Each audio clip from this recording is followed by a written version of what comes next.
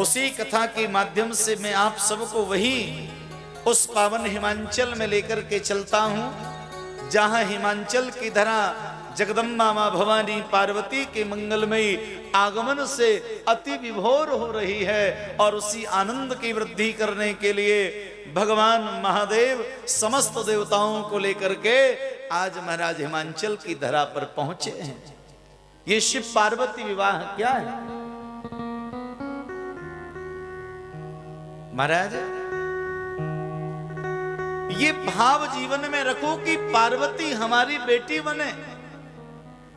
पार्वती बेटी का तात्पर्य ये नहीं है कि जगत जननी हमारे घर में बेटी आ जाए, नहीं, वो तो सबकी माँ है, वो बेटी कैसे बनेगी, लेकिन पार्वती मैया पुत्री बन करके हमारे घर में आवे।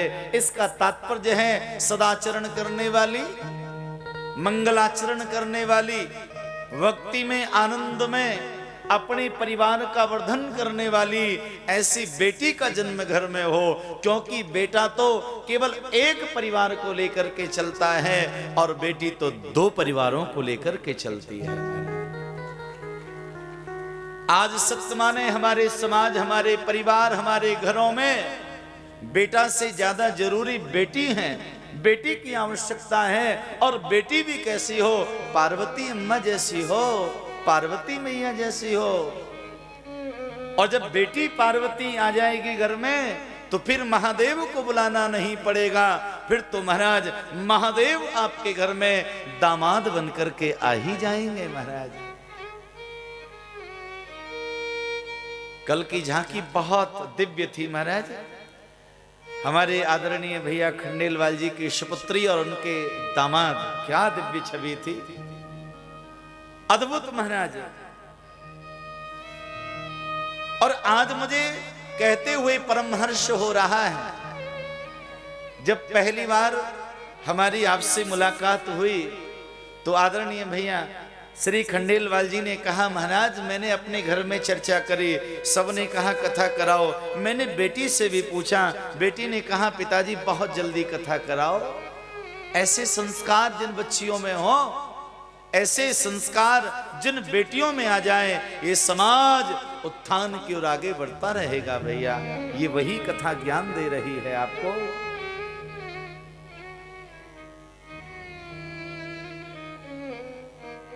भगवान महादेव आज दूल्हा बनकर के पधारे। पूरा हिमांचल गदगद हो रहा है, पूरी बारात भगवान की आ गई। भूत प्रेत सब पहले पहुंच गए महाराज। अब पूरा गांव के लोग आ गए, भैया दूल्हे देखेंगे। पहले का रिवाज था ना दूल्हे देखने का, आजकल खत्म हो रहा है। क्यों? पहले ऐसा था कि दूल्हे को कोई देखता ही नहीं था, यहां तक भी कन्या के पिता, कन्या की मां, परिवार का कोई नहीं देखता था। पहले ब्राह्मण लोग जाते थे या महाराज ठाकुर चले जाते थे या कोई और बुजुर्ग जाकर के विवाह कर दिया करते थे महाराज। तो गांव के लोगों में चाव होता था, भाई दूल्हे आ रहा है, बारात आ रही है, तो भीड़ हो जाती, लोग दर्शन के लिए आते, देखने को आते। और आजकल दूल्हा देखने की इच्छा ही नहीं है किसी की महाराज।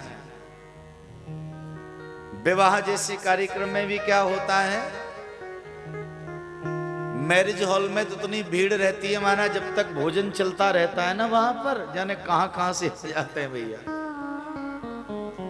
बेटी वाले के पेट में धुकुर पुकुर चलती रहती है, कहीं कम ना पड़ जाए, कहीं कम ना पड़ जाए, इतने लोग आ गए। और जब नंबर आता है आशीर्वाद का, एक तो दूल्हा जो है जल्दी से महाराज पार्लर से निकल के नहीं आया है वो, और जब तक दूल्हे और दुल्हन स्टेज पर पहुंचते हैं वर कन्या, तब तक तो लोग खा पी के घर पहुंच गए होते हैं। अब भैया इतने महंगे वाले वीडियो वाले किए हैं, शादी की एल्बम बन रही है, अब कोई आशीर्वाद देने वाला तो चाहिए, तो जगह जगह के लाते हैं, मामा जी चलो, फूफा जी चलो, अरे मौसा जी चलो ना आशीर्वाद दो। आप मौसा जी पड़े पड़े कह रहे हैं भैया सर्दी है, जाओ यहीं से आशीर्वाद है हमारा तो खूब। अरे महाराज इतनी महंगी एल्बम वाला किया है हमने, चलो ना देख फोटो आ जाएगा। अब मौसा जी जा रहे रजाई में से निकल के आशीर्वाद देने। अब कोई रुचि नहीं रही लोगों की भैया, न दूल्हे देखने की न दुल्हन देखने की, कोई रुचि खत्म हो गई महाराज, कोई नहीं चाहता। पहले एक ऐसा अनुराग प्रभाव रहता था, पूरे नगर के लोग इकट्ठे हो गए, लेकिन भैया बारात को दूल्हे को तो बाद में देखें, पहले महाराज भूत प्रेतों वाली बारात से मुठभेड़ हो गई उनकी। और जैसे ही उस बारात को देखा,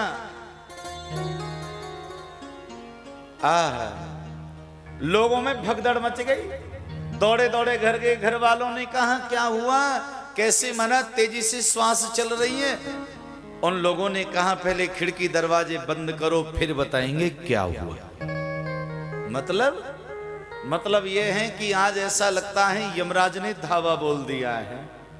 ऐसी बारात इतनी खतरनाक है तो दूल्हा कितना खतरनाक होगा। और अब चलिए सासू मैया आरती करने के लिए।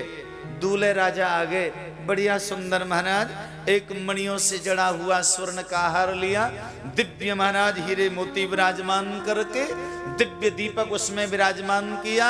और आज मैना जी सखियों को साथ में लेकर के दूल्हे सरकार की आरती करने जा रही हैं। लेकिन दूल्हे भी बड़ा विचित्र है महाराज, भोले बाबा है ना, तो बैल पर सीधे नहीं उल्टे बैठे हुए थे, क्योंकि भोले बाबा जानते जिधर से राम नाम की धुन आवे उधर पीठ नहीं करनी चाहिए। तो सब भूत प्रेत महाराज सब नाच रहे थे ना, राम नाम की जय घोष जय जयकार कर रहे थे, तो भोले बाबा उस बैल पर उल्टे बैठ गए और आनंद ले रहे थे अपने भक्तों के साथ में। राम नाम की जय जयकार हो रही थी। तुरंत श्रृंगी भृंगी ने भगवान महादेव से कहा, हे भोलेनाथ सावधान। शिव जी ने कहा क्यों, आपकी सासू जी आ रही है। शिव जी ने कहा भैया सासू जी? बोले हाँ। निक सावधान हो जाओ, निक सीधे बैठ जाओ। शिव जी बाबा ने कहा भैया हम तो घर से सावधान होकर चले थे। अब सासू मैया बैल के सामने खड़ी हो गई, दूल्हे तो महाराज उल्टा बैठा हुआ है। ओहो, मैया मैना मुस्कुराई और कहने लगी क्या बताऊं, ऐसा है पहली बार दूल्हे सरकार मिल रहे ना, तो सासू जी को देख करके शर्मा रहा है, शर्म आ रही है, शर्मीला ज्यादा है दूल्हा। हाँ,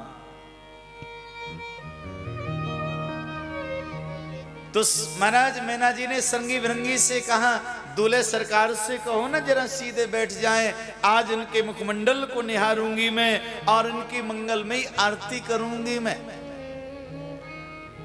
तो संगी भृंगी ने कहा हे देव सीधे बैठ जाओ, आपकी सासू जी आरती करना चाह रही हैं। भगवान महादेव ने कहा भैया हम तो ऐसे ही रहेंगे।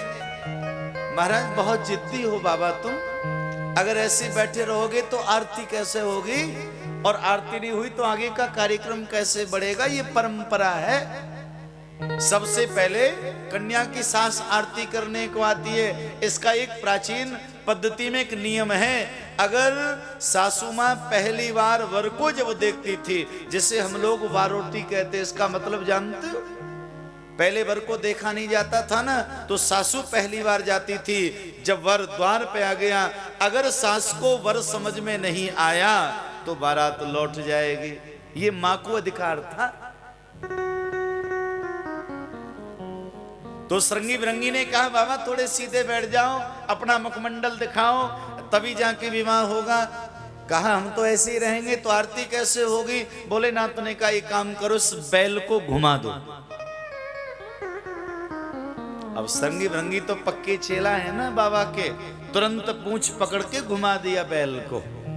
अब महाराज जैसे ही भगवान शिव के दर्शन मैया ने किया, ऐसा विकराल रूप भगवान ने दिखाया, दीपक कहीं थाल कहीं।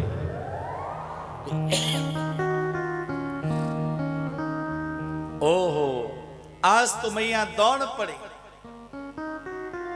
पार्वती को गोद बिठा लिया, रो पड़ी हैं, मैं पहाड़ों से कूद जाऊंगी, नदी में गिर जाऊंगी। और अग्नि में जल जाऊंगी, लेकिन जब तक मेरे शरीर में प्राण है मैं जीते जी पार्वती का विवाह महादेव के साथ नहीं करूंगी।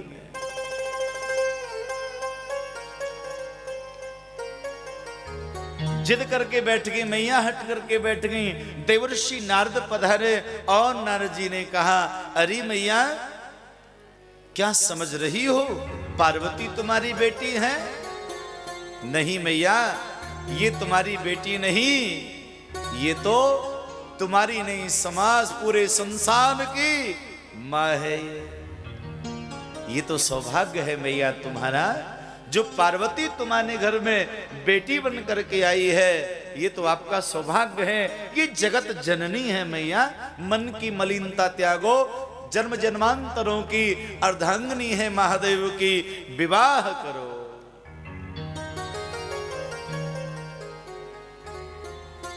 और भैया मैना जी ने कहा, हे नारद मैं एक मां हूं, महादेव से प्रार्थना करो रूप तो थोड़ा सा बदल लें। और फिर भैया जैसे भगवान शिव जी से सब देवताओं ने प्रार्थना करी, एक मां के हृदय के भाव को समझो भोलेनाथ। पार्वती तो जानती हैं, लेकिन मां चाहती हैं मेरी बेटी का जो पति है, जो हमारा दामाद है, वो सुंदर होना चाहिए। आज सबके मनोरथ को पूर्ण करने के लिए भगवान शिव जी ने जो अपना असली रूप धारण किया है, उसका दर्शन करते ही आज सब आनंदित हो गए। शंकर भगवान की जय। बड़ा सुंदर रूप भगवान ने धारण कर लिया है। और याद रखना भैया,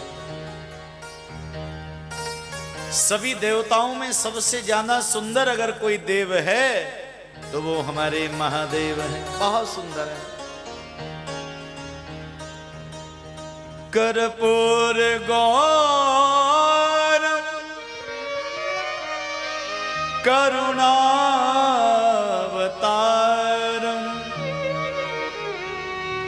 संसार सारम भुजगेन्द्रहारम सदा वसंतम हृदयारविंदे भवम भवानी सहितम नमामि।